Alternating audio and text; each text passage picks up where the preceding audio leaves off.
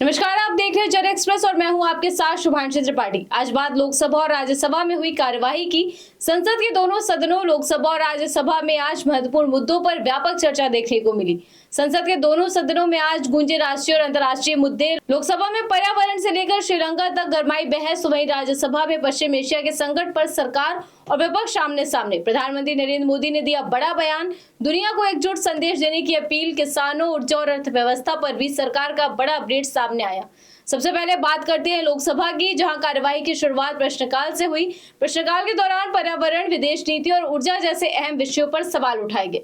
पर्यावरण मंत्रालय से जुड़े मुद्दों पर कई सांसदों ने सरकार से जवाब मांगा। इस दौरान केंद्रीय राज्य मंत्री कीर्तिवर्धन सिंह ने सरकार की ओर से विस्तृत जवाब दिए और बताया कि पर्यावरण संरक्षण को लेकर सरकार लगातार ठोस कदम उठा रही है। इसके बाद सदन में एक अहम मुद्दा उठा, श्रीलंका द्वारा भारतीय मछुआरों की गिरफ्तारी का। इस मुद्दे को भारतीय जनता पार्टी के सांसद निशिकांत दुबे ने जोर शोर से उठाया। उन्होंने इस मामले को लेकर कांग्रेस और डीएमके पर निशाना साधते हुए कहा कि पहले किए गए आंदोलनों और नीतियों के कारण ये समस्या और जटिल हो गई है।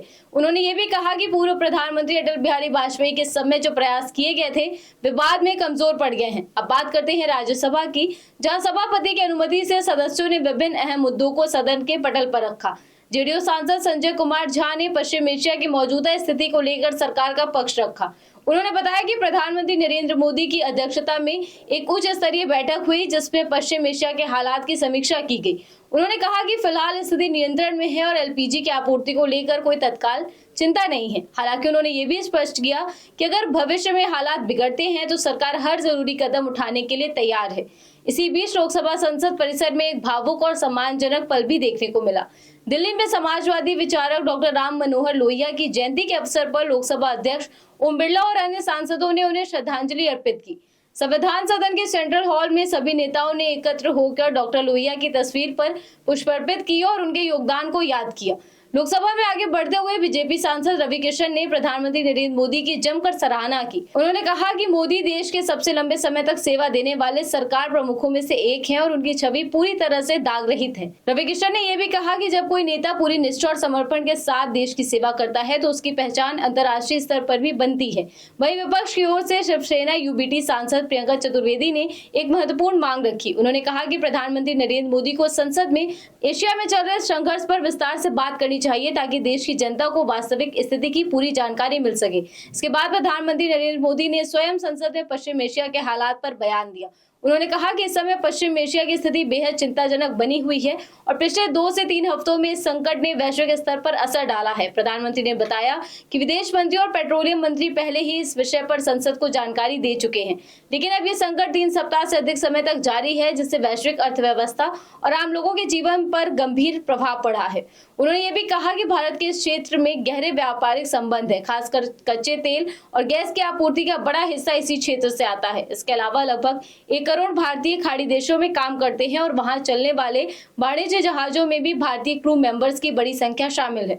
ऐसे में भारत की चिंताएं स्वाभाविक है। प्रधानमंत्री मोदी ने संसद से अपील की कि इस मुद्दे पर एकजुट और एकमत संदेश दुनिया के सामने जाना चाहिए ताकि भारत की स्थिति स्पष्ट हो सके।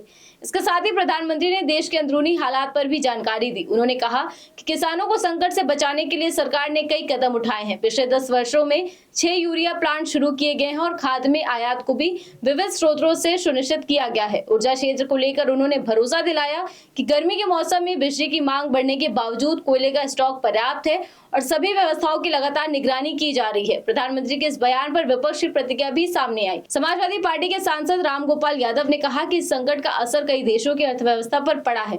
उन्होंने सुझाव दिया कि प्रधानमंत्री को अपनी अंतर्राष्ट्रीय संबंधों का उपयोग करते हुए इस युद्ध को रोकने की दिशा में प्रयास करना चाहिए।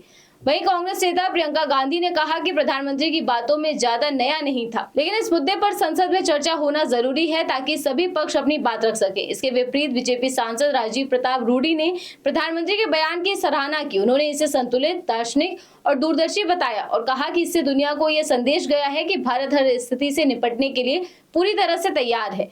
कुल मिलाकर आज संसद के दोनों सदनों में राष्ट्रीय और अंतर्राष्ट्रीय मुद्दों पर गंभीर चर्चा हुई, जिसमें सरकार और विपक्ष दोनों ने अपने अपने विचार रखे। संसद का ये सत्र देश की आर्थिक और नीतिगत दिशा तय करने के लिहाज से बेहद महत्वपूर्ण माना जा रहा है। अब देखना होगा कि आने वाले दिनों में बजट सत्र के दौरान इन मुद्दों पर बहस किस दिशा में आगे बढ़ती है। फिलहाल इस खबर में बस इतना ही। ऐसी तमाम खबरों को जानने के लिए आप जुड़े रहिए जन एक्सप्रेस के साथ। धन्यवाद।